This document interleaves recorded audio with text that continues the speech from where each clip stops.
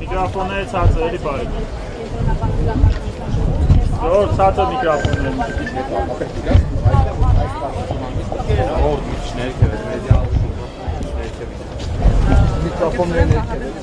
Հնարավորությունները չեմ ուզում գնահատել եւ թե ինչ կկարողանա, թե ինչ չի կարողանա, համենայն դեպս ուզում եմ լավատեսորեն կարծել, որ այսպես վերհիշելով բոլոր այն հայտարարությունները, որոնք այս օրերի ընթացքում հնչեցրել են ընդդիմադիր բոլոր քաղաքական ուժերը, հասարակական քաղաքական գործիչները, իրավաբանական հանրույթը, Վահագն Հովակիմյանը եւ իր ղեկավարած կառույցը ականջալուր կլինեն բոլոր այդ հորդորներին եւ չեն շեղվի սահմանադրության եւ մեր օրենսդրության պահանջներից եւ կկատարեն ճիշտ որոշում, ասել է թե կնշանակվի վերաքվեարկություն կոնկրետ այն տեղամասերի մասով, որտեղ անվավեր են ճանաչվել ընտրության արդյունքները։ Ես այս օրերի ընթացքում առիթ ունեցել եմ ասելու, որ այստեղ որևէ առանձին կուսակցության, կոնկրետ այս դեպքում Բարգավաճ Հայաստան կուսակցության շահի խնդիրը չի։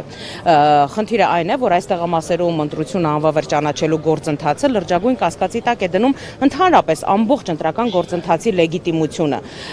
Եվ մեր այսօրվա թե հավաքի, թե բոլոր մեր ընդդիմադիր գործընկերների հետ համատեղ այս նախաձեռնությունը ընդամենը մեկ նպատակ ունի՝ վերականգնել արդարությունը, որովհետև այն ինչ որ տեղի է ունեցել կոնկրետ 3 ընտրական տեղամասերի քվեարկության արդյունքները անվավեր ճանաչելով, սա կոնկրետ արհամարանք է մեր ընտրողների ընտրելու իրավունքի նկատմամբ։ Տեսեք, ես կարող եմ որպես անուղղելի լավատես հավատալ, մասնավորապես նաև հաշվի առնելով այն հանգամանքը, որ նախորդին թե պետվարչական դատարանը մերժել էր Բարգավաճ Հայաստան կուսակցության հայցը կենտրոնական ընտրական հանձնաժողովի կայացրած որոշումների հետ կապված, այնուամենայնիվ վարչական դատարանի դատավորներից պարոն Ավագյանը իր որոշման մեջ հստակ արձանագրել է, որ այնուամենայնիվ կենտրոնական ընտրական հանձնաժողովը, սա որպես դիտարկում է իհարկե ներկայացված, բայց այնուամենայնիվ հստակ այսպես մեսիջ է, որ կենտրոնական ընտրական հանձնաժողովը ստիպված է լինելու այդ ընտրատեղամասում անցկացնել, քանի որ 2 տեղամասերի մասով 2 առանձին դատավորներ էին քննում, կոնկրետ 10-51-ի մասով, որ կոնկրետ այդ ընտրատեղամասում ստիպված է լինելու իրականացնել վերաքվեարկություն։ Սա նաև այսպես մեր դատական ատյանների գնահատականն է, այս իրող այո Տիկին Տոնոյան, դու խոսեցիք մի քանի Դա ընդհանուր կարծիք է, այո, գնահատական, որ ստիպված է լինելու, այո, վարչական դատարանի գնահատականն է։ Տիկին Տոնոյան, դուք խոսեցիք մի քանի ընտրատեղամասերում վերաքվեարկության հնարավորության մասին, բայց հաշվի առնելով, որ թե նախընտրական շրջան, թե ընտրական process-ի ընթացքում, թե այսօր հետընտրական է գործընթացների շրջանակում Փաշինյանը շարունակում է այդ թվում Գագիկ Ծառուկյանին, բայց նաև բոլոր ընդդիմադիր ուժերին անվանակել, մեղադրանքներ ուղղել, այսօր էլ սպառնացել է, որ այլևս թավիշը չի գործելու նրանց համար։ Առհասարակ չեք կարծում, որ ընտրությունները պետք է վիճարկել, ոչ թե միայն ընտրատեղամասերի խնդիր է։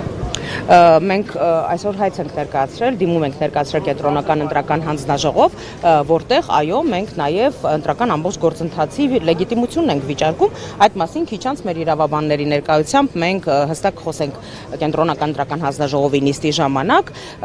տեսեք, ինչ վերաբերվում է Նիկոլ Փաշինյանի լեքսիկոնին, ռետորաբանությանը, առիթներ ունեցել եմ ասելու, որ այն, որ մենք այդ լեքսիկոնով եւ այդ ռետորաբանությամբ նրան չենք արձագանքում, դեռևս չի նշանակում, որ չենք կարող արձագանքել,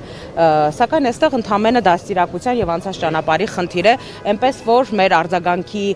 կոշտությունը թողնում եմ Նիկոլ Փաշինյանի երևակայությանը։ Տիկին Տոնոյան, կներեք, այսօր Իշխան Սաղաթելյանը ասել էր, որ ընդդիմադիրների հետ այս օրերի ընթացքում այսպես կառուցողական աշխատանքները եղել, ինչ է քննարկվել, ինչ է որոշել, կա ընդհանուր որոշում, ինչ է կանելու հետագան եք պլանավորել։ Ոչ միայն հետագան, այլ նաև ընթացիկ աշխատանքներն են քննարկվում, շատ արդյունավետ այո հանդիպումներ են ունեցել այս օրերի ընթացքում ընթացքում, ինչպես 2 օր առաջ առիթ ունեցել եմ ասելու, որ մենք կոնսուլտացիաների քննարկումների շարք ենք սկսում ընդդիմադիր մեր գործընկերների հետ, շատ արդյունավետ քննարկումներ են, այդ քննարկումների արդյունքներից մեկն էլ այսօրվա նաև էս համատեղ հավաքն է, որովհետև բոլոր ընդդիմադիր ուժերը կոչ են արել իրենց համակիրներին, ընդհանրապես մեր հայրենակիցներին այսօր այստեղ ներկա գտնվելու, մնացածի մասին արդեն հաջորդիվ մեր քայլերի մասին կտեղեկացնենք, ներեցեք, ես իրոք ուշանում եմ նիստից։ Մի հատ ճշտով ասել, եթե նույնիսկ հիմա բարգավաճի 4%-ը լինի անցողիկ շեմը, դուք ընդհանուր արդյունքները վիճակելու եք այսինքն։ Տեսեք, խնդիրը ընդհանրապես 4%-ի շեմը հաղթահարելը չի կամ կրկնում եմ խորհրդանում ներկայացված լինելը չի։ Սա հնարավորություն է արդարությունը վերականգնելու, որովհետև եթե այսօր սա կոնկրետ Բարգավաճ Հայաստան կուսակցության նկատմամբ է կիրառվում, նախ սկսենք նրանից, որ Բարգավաճ Հայաստան կուսակցության խորհրդանում ներկայացված լինել չլինելը փոխում է համապատկերը ամբողջ ընտրությունների արդյունքի, հա, սա հարցերից մեկն է։ Ընդհանրապես կասկածի տակ է դրվում ընտրությունների ամբողջ գործընթացի լեգիտիմությունը, սա երկրորդ հարցն է։ Եվ երրորդը, որևէ մեկը իրավունք չունի ոչ մանդատագողությամբ, ոչ ձայնագողությամբ զբաղվելու եւ կոնկրետ նման թքած վերաբերմունք ունենալու ընտրողների ընտրելու իրավունքի վրա։ Այսինքն վիճակելու։ Շնորհակալ։ Մենք արդեն իսկ համապատասխան դիմումը ներկայացրել ենք կենտրոնական ընտրական հանձնաժողով, հիմա կներկայացնենք։ Շնորհակալություն։